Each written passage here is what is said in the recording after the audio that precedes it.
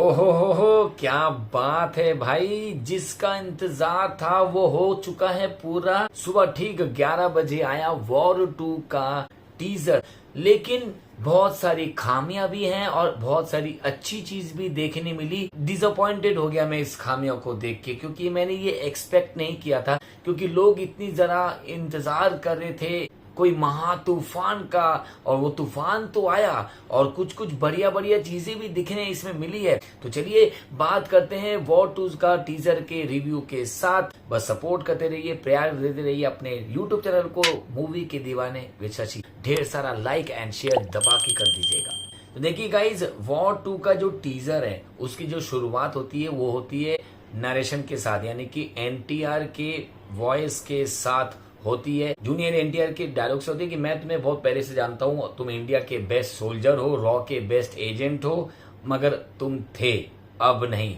अब वो आ रहा है और नाजिर बताने वाला है कि क्या करने वाला है। उसके बाद होती है यहाँ पर एनटीआर की एंट्री, और एंट्री के साथ मेरी तरफ से हैप्पी बर्थडे एनटीआर को। अब यहाँ पर एंट्री जिस तरह की हुई, उस लेवल की एंट्री नहीं दिखाई गई है, उस लेवल की बिल्कुल भी नहीं थी, ज्यादा इम्पैक्टफुल नहीं था उसकी एंट्री में, वो थोड़ा सा खामी लगी। उसके बाद अगर आप ऋतिक की एंट्री बोलोगे, जब आता है वहां पर यश राज फिल्म्स प्रेजेंट, वहां पर सबसे पहले उसकी आईज दिखाई जाती है, उसके बाद वहां पर उसका फिजिक और बाइसेप्स दिखाया जाता है। वो है असली गेटअप। बहुत ही बढ़िया लग रहे थे यार, क्या हैंडसम लग रहे थे। He is a Greek God, इतने प्यारे लग रहे थे। और जब वो वुल्फ के संग चल रहे हैं, वो उनका लुक, उनका ऑरा दिख रहा था वहां पर, पूरा स्टील कर लिया है। 1 मिनट 35 सेकंड का ट्रेलर में जितना खास ऋतिक रोशन को दिखाया, उतना खास एनटीआर को नहीं दिखाया है। और अगर आप पूरा वीडियो देखोगे, पूरा टीजर जो है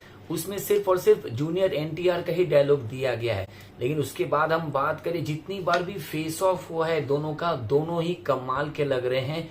और इस टीजर से ये पता चल गया है कि वो जूनियर एनटीआर की भी कोई बैक स्टोरी जरूर होगी, तभी वो इस तरह का रोल वो कर रहे होंगे। क्योंकि स्पाई यूनिवर्स में ये देखा गया है, हर एक मूवी में आप अगर बोलोगे तो जितने भी एंटागोनिस्ट को दिखाया गया है। लेकिन अगर मैं बताऊं, जितनी बार भी वो फेस ऑफ करते हैं, चाहे वो तलवार लेके हो, चाहे वो एरियल फाइट हो, चाहे वो ट्रेन सीक्वेंस हो, चाहे वो फाइट वाला हो, गन शॉट हो, जितने भी हो, सब में दोनों में इक्वल ही लग रहे हैं, किसी को भी कम नहीं दिखाया गया। यानी कि मैं अगर बोलूं, पूरे टीजर में सिर्फ और सिर्फ ऋतिक को ही मेन दिखाया गया और बहुत ही कमाल का दिखाया गया। ये टीजर तो कमाल का ही है।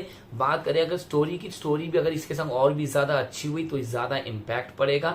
वैसे भी इसकी हाइप बहुत दुगनी हो चुकी है, क्योंकि यहाँ पर आ चुके हैं एनटीआर, साउथ का तड़का भी इसमें ऑलरेडी लग गया है। इस टीजर से ये पता चल गया कि pure and pure mass entertainer, north versus south की मास क्या होने वाला है, किस तरह का प्रेजेंटेशन किया है आयान मुखर्जी ने, वो भी दिखाया। क्योंकि पार्ट 1 के डायरेक्टर थे सिद्धार्थ आनंद, लेकिन आयान मुखर्जी की जो डायरेक्शन का जो विजन है वो हमने देखा ही ऑलरेडी ब्रह्मास्त्र में, जिस तरह की उन्होंने डायरेक्शन की थी, काबिले तारीफ। लेकिन उस तरीके का वीएफएक्स यहाँ पर हमें देखने नहीं मिल रहा है, क्योंकि कुछ कुछ अजीब लगे हैं। जब वो ट्रेन में रन कर रहे हैं एनटीआर, तो वहां पर वो लग ही रहा है, क्योंकि वो वैसे भी पॉसिबल नहीं है इतनी तेज में दौड़ना। जब वो कोई ट्रेन इतनी जोर से दौड़ती है तो वहां पर थोड़ा सा नकली लग ही रहा है। तो उसको थोड़ा सा अगर आप ठीक कर लो, क्योंकि अभी बहुत टाइम है, तो प्लीज आप ये जरूर कर लीजिएगा। आयान जी कोशिश करिएगा इसको मेंटेन करने का। इसके साथ साथ बैकग्राउंड नॉइज का बहुत ही सही तरीके से